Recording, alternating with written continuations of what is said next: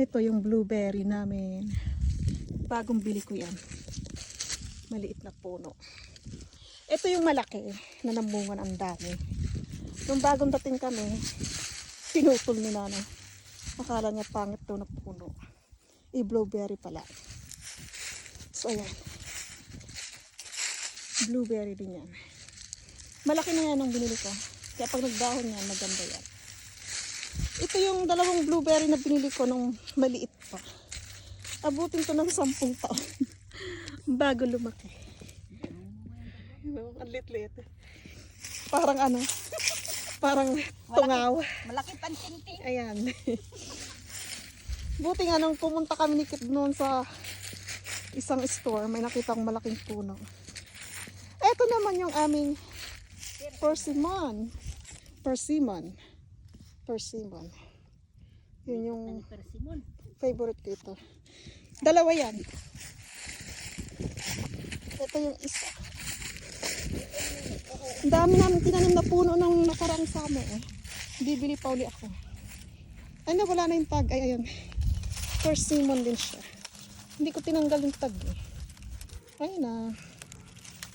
Tuyo na. Ayan, persimmon. Ito naman yung peach. Ang laki-laki na nito nang binili ko. Ayan na, ang ganda ng peach. Ay, ito yung favorite ng ano, ng mga squirrel. Inuubos. Inuubos nila dahil sobrang tamis. Ano siya, peras. Ito yung sobrang laki ng peras. Napakaraming bunga.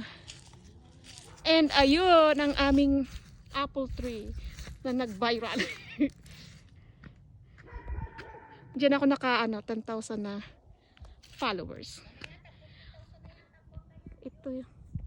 Ito yung isang apple. Hindi siya maganda. Payat. Tapos yung bunga niyan laki kaya napuputol yung sanga. Pero ito ang ganda nito. Ayan yung mga arko. Ito yung tuyo. Magandang bulaklak nini. Okay. Tapos yung daanan na yan, mapupuno niya ng bulaklak. Ano siya bumabalik. Ay, binunot ko pala. Akala ko kasi damo. Yan. Nagre-reklamo siya, galit. Yun yung isang peach. Kaya bumili ako ng isang puno ng peach. Kasi itong isang to, nabali na yung kalahati niyang sanga. Matanda na siya. Na siya, mamamaalam na. Ayun yung isang apple. Ayan. I-video call siya pag nag-green na sila. Thank you for watching. Bye-bye.